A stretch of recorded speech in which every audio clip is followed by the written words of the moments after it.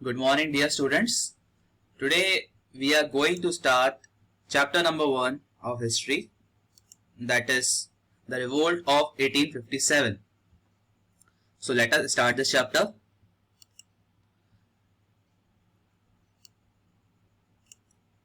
In this video, we will learn about our revolt of 1857, which is also called as the first war of independence in India. Okay, in this chapter, let us start with causes of the revolt. So, let us see what are the causes. ऐसे क्या क्या कारण है जिसके कारण ये revolt हुआ, ये लड़ाई हुई, इंडिया में इतना स्ट्रगल हुआ 1857 में. So there are several causes. हम लोग इसको कुछ ब्रॉड हेडिंग्स में पढ़ेंगे. जैसे कि आप देख सकते हैं, फर्स्ट हेडिंग है हमारी सोशियो रिलीजियस कॉजेस. ठीक है, यानी कि रिलीजन में जो है कुछ दिक्कतें आई, सोसाइटी में, इंडियन सोसाइटी में कुछ दिक्कतें आई.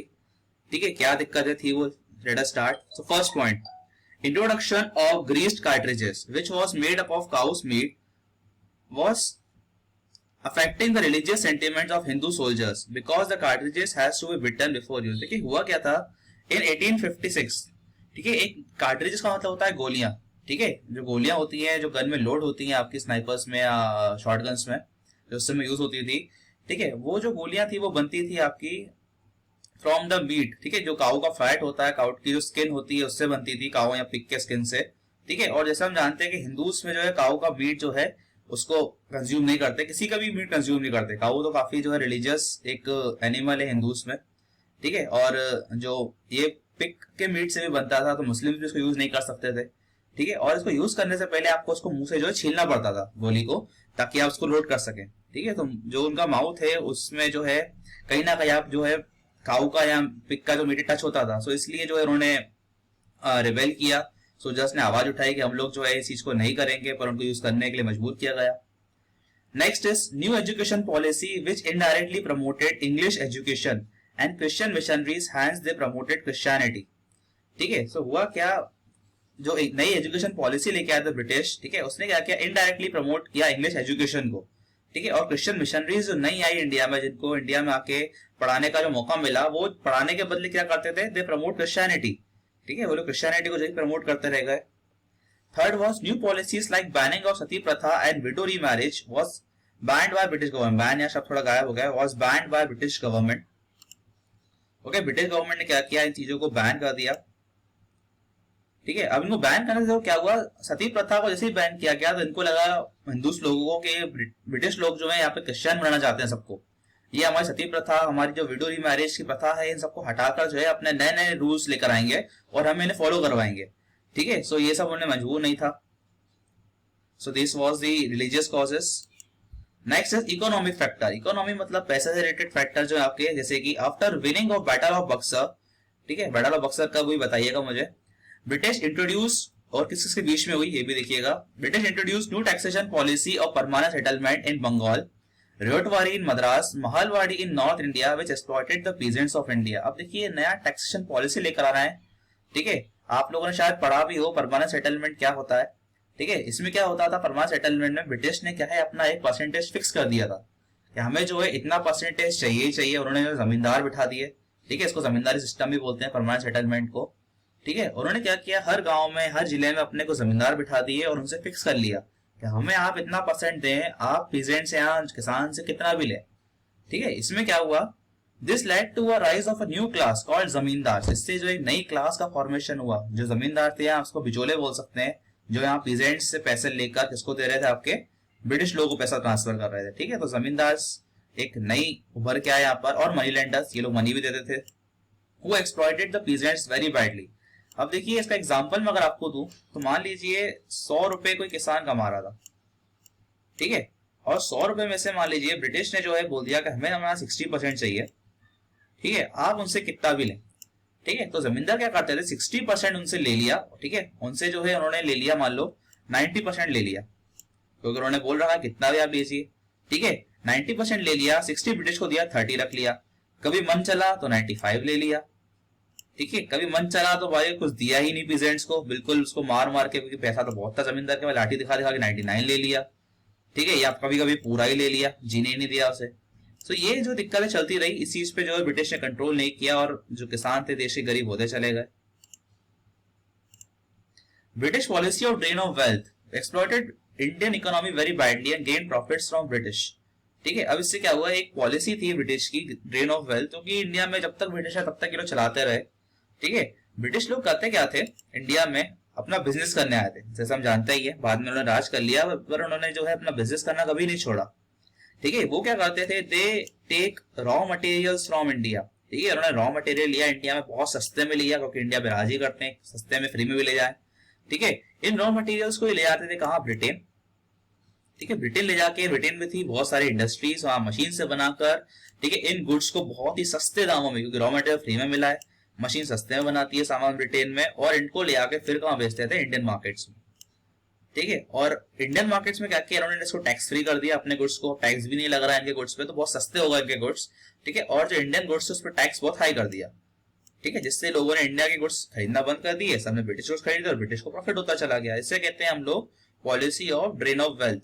ठीक है, ये किसने दी थी, आप जरा सर्च कीजिएगा, ये थ्योरी किसने दी, drain of wealth theory. Next is political causes, introduction of subsidiary alliance. Subsidiary alliance क्या होता है आपका, ठीक है, हम लोगों ने इस थ्योरी को पढ़ा भी है 8th क्लास में, हम लोगों ने इसको देखा है, व्हाट इज सब्सिडरी अलायंस। में होता क्या था कि ब्रिटिश लोग क्या करते थे, एक डॉक्यूमेंट साइन करवाते थे सब्सिडरी अलायंस का। ठीक है, मान लीजिए उन्होंने साइन करवाया मराठास से। ठीक है, तो इसके अंतर्गत क्या होगा, ब्रिटिश की एक आर्मी जो है वो मराठा के जो कोर्ट है, जिनका महल है, उसकी सुरक्षा में लग जाएगी। ठीक है, उनकी सुरक्षा में लग जाएगी, और ये आर्मी क्या करती थी, इनडायरेक्टली आर्मी लगाई जाती थी उस किंग की सेवा के लिए, उस मराठास, मान लीजिए मराठास के आसपास लगी है, तो ये उनके प्रोटेक्शन के लिए लगाई गई है। बट क्योंकि ये ब्रिटिश आर्मी है, तो क्या ये आर्मी कभी ब्रिटिश पे हमला होने देगी, कभी भी नहीं। ठीक है, ये आर्मी इनडायरेक्टली क्या करा गया, इसने क्या किया, which on the one hand made loss of independence. ठीक है, अगर ये लोग कुछ भी करना चाहते हैं, किसी पे हमला करना चाहते हैं, तो ब्रिटिश आर्मी को करने नहीं देगी। ठीक है, of Indian rulers, and on the other hand Indian soldiers and officers lost their jobs. अब देखिए, इन्होंने बोला कि भैया ये बता दिया कि आर्मी जो है आपकी सुरक्षा के लिए है। ठीक है, इसको आप पैसा वैसा दीजिए। अब मराठास के पास तो पैसा देना एक ही को, या तो वो खुद के सिपाहियों को दें, या तो ब्रिटिशों को दें। ठीक है, इससे क्या हुआ, जो वहां के सोल्जर्स थे उनके खुद के, उनकी जॉब चली गई। ठीक है, सबसे एयरलाइंस ये सिस्टम था जिससे ब्रिटिश की आर्मी जो है किसी के भी कोर्ट के आसपास रहेगी, उसकी सेवा में। इन 1948 Lord Dalhousie introduce doctrine of labs. ठीक है, एक नई पॉलिसी लेकर आया था लॉर्ड डलहौजी 1948, और सॉरी 1940 गलत लिखा है, इट इज 1848। ओके, 1848 में लेके आए थे लॉर्ड डलहौजी एक पॉलिसी, इसका नाम था doctrine of labs, which under the areas. ठीक है, जिसको लगाई गई सर्टेन एरियाज पे, लाइक सतारा पे लगाया गया, उसे उदयपुर पे लगाया गया, झांसी पे लगाया गया, और नागपुर पे लगाया गया। अभी डॉक्ट्रिन ऑफ लैब्स क्या था, इसको हमने पहले भी पढ़ा हुआ है क्लासेस में। ठीक है, फिर भी आपको बताता हूँ यहाँ पर डॉक्ट्रिन ऑफ लैब्स से क्या होता है, अगर किसी भी टेरिटरी का, मान लीजिए हम लेते हैं झांसी। ठीक है, झांसी की जो किंग है, अगर उनकी डेथ हो जाती है, और उनकी डेथ के बाद उनका कोई ऐसा बेटा नहीं है जो उस किंगडम को संभाल सके, ठीक है, या उनका कोई ऐसा वारिस नहीं है, इसको बोलते हैं वारिस, ऐसा कोई वारिस नहीं है, तो ऐसे एरियाज कुछ ब्रिटिश क्या करेगी, अपने अंडर ले लेगी। ठीक है, जैसे सतारा में जो है उस एरिया का कोई एक हायर नहीं था। ठीक है, उनका कोई वंशज नहीं बचा। झांसी में भी जो उनकी किंग की डेथ हो गई, जो उनका सन था वो काफी छोटा था, ताकि वो किंगडम संभाल सके। इसे झांसी को भी जो है ब्रिटिश ने डॉक्ट्रिन ऑफ लैब्स के अंतर्गत अपने अंडर में ले लिया। ठीक है, नागपुर के साथ भी ऐसा ही किया। But annexation of Awadh, Awadh एक एरिया है आपका जिसको आज यूपी और बिहार के एरिया बोलते हैं हम लोग। ठीक है, under doctrine of labs on the grounds of mismanagement created discontent among soldiers of Awadh working for British. अब देखिए यहाँ पर क्या हुआ, अवध को भी जो है डॉक्ट्रिन ऑफ लैब्स लगाकर ब्रिटिश ने क्या किया, अपने अंडर में कर लिया। ठीक है, और ब्रिटिश लोगों ने यहाँ पे रीजन क्या दिया, क्योंकि डॉक्ट्रिन ऑफ लैब्स में क्या होता था, आपका जो है एक हायर नहीं होना चाहिए, आपका वंशज नहीं है तो ब्रिटिश अपने अंडर में लेगी उस टेरिटरी को। बट अवध के केस में ऐसा नहीं था। अवध के पास जो है बहुत सारे ऐसे लोग थे जो राजा के मरने के बाद उस राज्य को संभालने वाले थे। ठीक है, बट यहाँ पर उन्होंने कारण क्या दिया कि आप जो है सही संग संभाल नहीं रहे हो अवध को। ठीक है, on the grounds of mismanagement, के अवध का जो मैनेजमेंट है वो सही नहीं चल रहा है, इसलिए अवध को जो है हम लोग ब्रिटिश लोग हथिया रहे हैं, अपने अंडर कर ले रहे हैं। ठीक है, और उस समय क्या था, बहुत सारे अवध के लोग जो है, अवध के सोल्जर्स से लोग तो थे, वो ब्रिटिश के लिए काम करते थे, ब्रिटिश की आर्मी में। अब उनको लगा भैया हमारे घर पे ही ब्रिटिश लोगों ने राज कर लिया, हम इनके लिए काम करते थे और ब्रिटिश लोगों ने हमारा ही घर हमसे छीन लिया। ठीक है, इससे क्या हुआ, मेन जो सोल्जर्स थे ब्रिटिश के, उनमें दगा आ गई, उनमें थोड़ी सी वो आ गई, डिसकंटेंट आ गई कि हमें जो है कुछ तो करना पड़ेगा ब्रिटिश के खिलाफ। इवेंट्स ऑफ द रिवोल्ट, अब देखिए कैसे कैसे इवेंट्स होते चले गए, क्या क्या हुआ जिससे रिवोल्ट चालू हुआ। So in February 1857, the 19 native infantry, ये एक आर्मी का नाम है, 19 native infantry, इन्फेंट्री मतलब हथियार से लदी हुई army, at Baharampur showed the sign of unrest, ठीक है, थोड़ा सा इन लोगों ने जो है हथियार उठा के एक दो लोगों के सामने फायरिंग वायरिंग कर दी. In April, the 34th Native Infantry at Bharatpur revolted and Mangal Pandey killed his seniors. ठीक है, यहाँ पर क्या हुआ, 34th Native Infantry, ठीक है, जो कि थी बहरातपुर पे जहां मंगल पांडे थे, उन्होंने अपने सीनियर्स ऑफिसर्स जो यूरोपियन थे, जो ब्रिटिश के थे, उनको मार दिया. And in the last on 10th May, the soldiers at Meerut broke in the open rebellion and started march towards Delhi. इन्होंने क्या किया, जो मेरठ में थी सोल्जर्स की आर्मी टुकड़ी थी, उन्होंने वहां के सारे ऑफिसर्स को मार दिया और निकल पड़े दिल्ली को हथियाने, क्योंकि Delhi was the capital of India. अगर ये चली गई ब्रिटिश के हाथों से तो मतलब इंडिया चला गया. Starting of the revolt with the capture of Delhi by the rebel forces and proclamation of Bahadur Shah as the king of India, the struggle starting taking its shape. अब इन्होंने क्या किया, पहुंच गए दिल्ली हथियार लेकर. उस समय हथियार या तो ब्रिटिश या तो उनकी आर्मी के पास ही थे, और आर्मी जो है वही दगा कर गई है. ठीक है. In this struggle, the normal people of India was also a prominent factor, as this revolt became the first war of independence in the Indian history. ठीक है. इन्होंने क्या किया, दिल्ली गए, दिल्ली जाके जो है बहादुर शाह जफर को जो है किंग बना दिया इंडिया का, जो कि मुगल किंग थे लास्ट. ठीक है. और इनको अपना ऐसा किंग देकर बहुत सारे इंडिया के जो नॉर्मल लोग थे, उन्होंने भी जो इस वॉर को ज्वाइन कर लिया.